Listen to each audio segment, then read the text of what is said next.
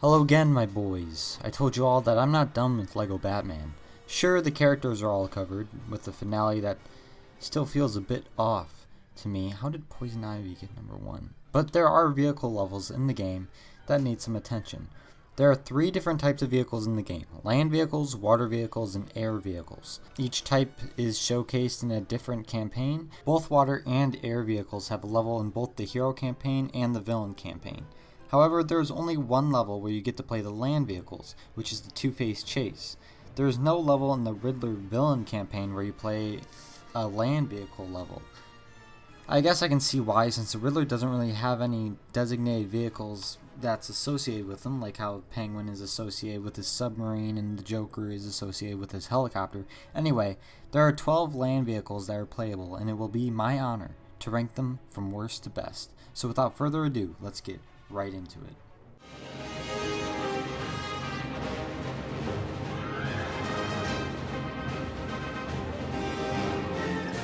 Let's first begin with the most useless vehicles, most of which are associated with the police.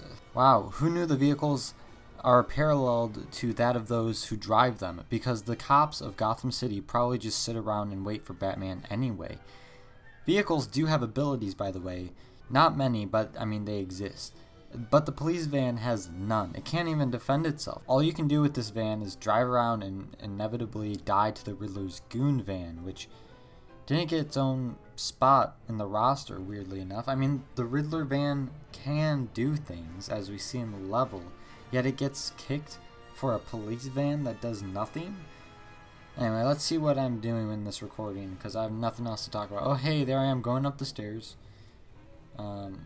Because I can't do anything else to amuse myself. Wow, this episode is really starting out on the right foot. Great job, everyone.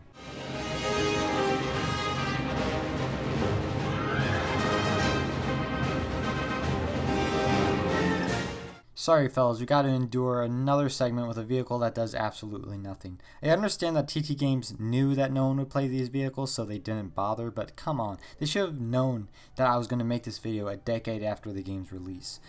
They should have at least given these vehicles a little something. As you can see, I'm just doing laps around this boss fight area with nothing to do. I did notice that there are siren lights circling around the police car, but the physics of the flashing lights aren't even correct. I mean, they're just being emitted from the side, like by the car doors. But, I mean, hey, it's something to talk about. Anyway, I'm just going to reiterate here. You can literally do nothing with this police car, which is a bad message for the kids playing at home. This game is insinuating that police can't do anything, which is just untrue, no matter your view on the police.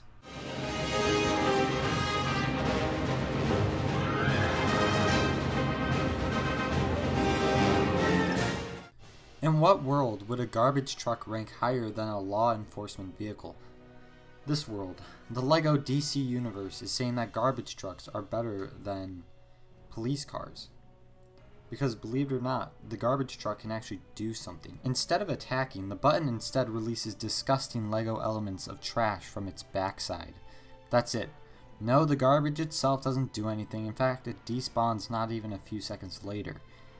It would be cool if the trash made enemy vehicles slip over, but I know that's a bit much to program. No one is going to be playing the garbage truck, so why would anyone bother programming something in for a stupid little, little gag? That being said, our cities and towns would be operating very differently if it weren't for these garbage men collecting our trash every week. They also make good money, so think twice before trashing our beloved garbage guys.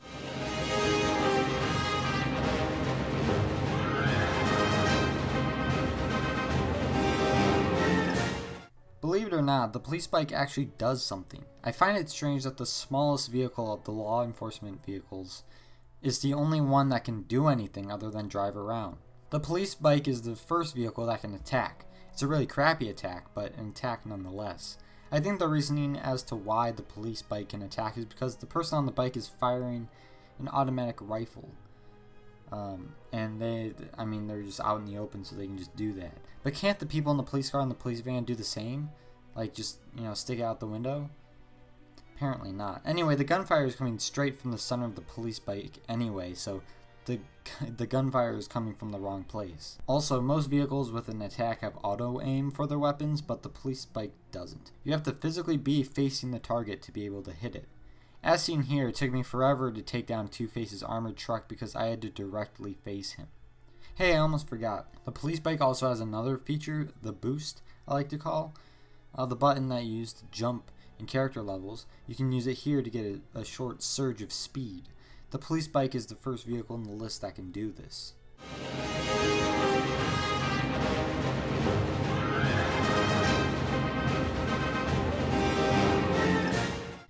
Ah yes, the boss of the only land vehicle in the game. Honestly, I expected more from this truck. Yeah, he can attack with auto aim, but literally nothing else. By the way, what I mean by auto aim is that the guns automatically lock on an enemy if you're pointed in the same general direction and close enough. In the boss fight against this very vehicle, Two-Face's armored truck drops some little remote-controlled bomb cars that follow you around and blow up if you don't hit them first. I don't know why the truck doesn't do that, but when you play it, but he doesn't. And that bothers me. Two-Face's armored truck doesn't even have a boost, so that's really lame.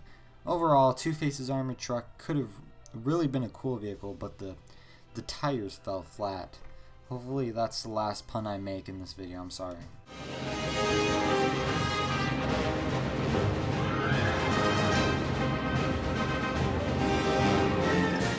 This is a strange addition to the cast of vehicles, but hey, there's actually something pretty unique about this vehicle in particular. What is Mr. Freeze known for? Like, freezing people? That sounds about right. Well, what does Mr. Freeze do on his little go-kart on his way to the store to get his go-gurt? He freezes entire vehicles, I guess. That's what he does in this game, at least. Mr. Freeze shoots ice projectiles that encapsulate entire vehicles into an ice cube. It's not really auto-aim. It's more like police bike in that you have to be directly facing the enemy to hit them. But the ice projectile hitboxes are so big it barely matters. Once the enemy is in the ice cube, you just shoot it again to immediately blow it up. Also, Mr. Freeze's car has a boost on it, but there's no real animation to show the boost, so it's barely noticeable. At least the police bike does like a wheelie to make you feel like you're going faster.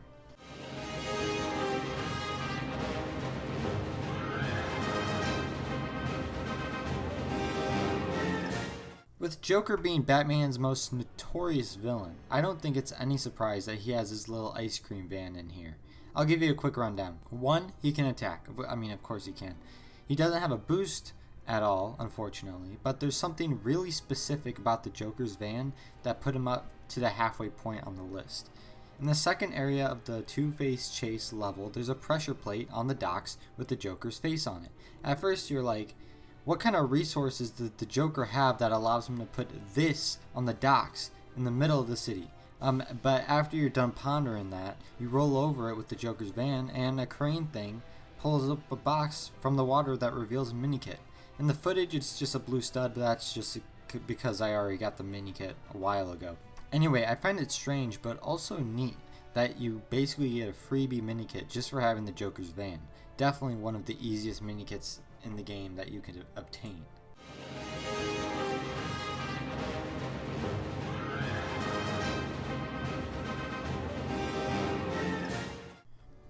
This vehicle is no surprise to me either, especially considering that this was a physical set back in the day. Anyway, Harley Quinn's hammer truck is a lot similar to the Joker's van, but with a little something extra for you. First, yes, she can attack. Second, she has a boost, which is what the Joker's van lacked, so that's why Harley Quinn's hammer truck outranks the Joker's van. Also, in the same area, just a few yards away from the Joker's face pressure plate, lays another pressure plate with that diamond pattern Harley Quinn is seen in. Roll over that pressure plate with Harley Quinn's hammer truck, and the crane thing will reveal another mini kit. So yeah, 2 freebie mini kits in the same vicinity. Harley Quinn's hammer truck outranks the Joker's van purely because Harley Quinn's hammer truck has a boost, while the Joker's van didn't. So let's move on.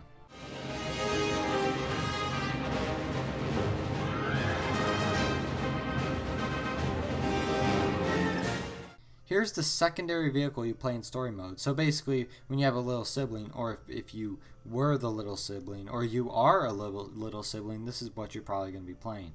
The BATCYCLE gets a bad rap when it does the same exact thing the other vehicles do ahead of the list. The BATCYCLE basically is just the least cool of the final 4 vehicles in the list. First, the BATCYCLE has a boost, which should be expected. Second, the BATCYCLE can attack, which it would be an absolute sin if they didn't. But finally, there's a one ability that the land vehicles could have that is absolutely essential to this level. Throughout the level, there are Riddler vans that you must knock over and tow over to the police helicopter to be taken away. Only 4 of the 12 playable vehicles are able to use the towing ability, and the BATCYCLE is the first one in this video to have it. Again, towing of the Riddler vans are required to finish the level, which is why the towing ability takes top priority.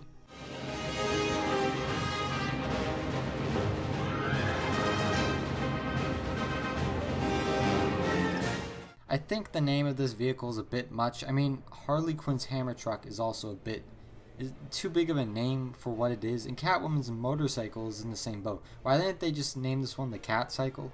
I mean, we know the CATCYCLE would belong to Catwoman. You wouldn't need to specify.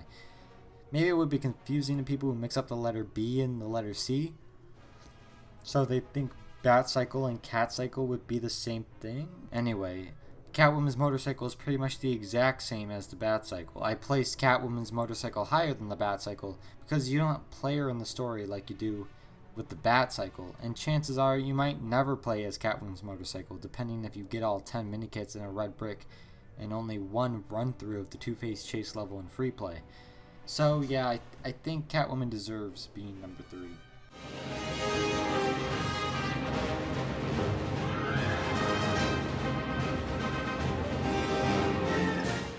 I just find it very interesting that a relatively unused but also very cool Batman vehicle that can only be played in one level and unlocked for purchase in the store after completing said level, it's a very interesting vehicle to be in that situation.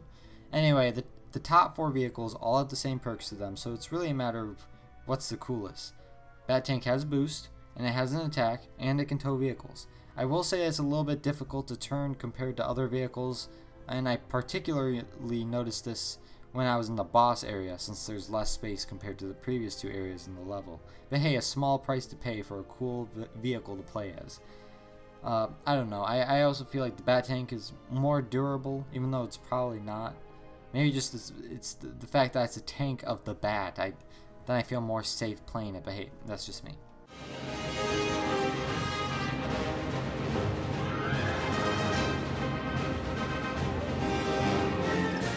This comes as no surprise, to me at least. I mean, usually the best characters to play as in LEGO games are only available after the story, available for purchase in the store.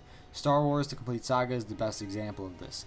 But for land vehicles and LEGO Batman, the best vehicle to play as, in my opinion, is the one they have you play just flat out in story mode. Yeah, you can't get every minikit in one go with the Batmobile, of course, but I mean, the same can be said for the ghosts in LEGO Star Wars, or the Bazooka Troopers in LEGO Indiana Jones, or Poison Ivy in this game. But the Batmobile has literally everything you need to get most of the minikits, and also True Hero, and completing the level just straight up. The Batmobile's boost feels powerful. I mean, the BATCYCLE's boost probably just felt like a tiny burst of speed, but the Batmobile's boost feels different, like there's more oomph to it, you know? Maybe it's just the fact that it's bigger, I don't know. And the Batmobile has 2 turrets for attack rather than just 1, like most land vehicles that can attack. And of course, it can tow, and it's pretty agile compared to the Bat Tank. Anyway, that's it for land vehicles. Not much else to say, besides the next video will be the water vehicles, and the video after that will be aircrafts. So, until then, I'll see you soon, boys.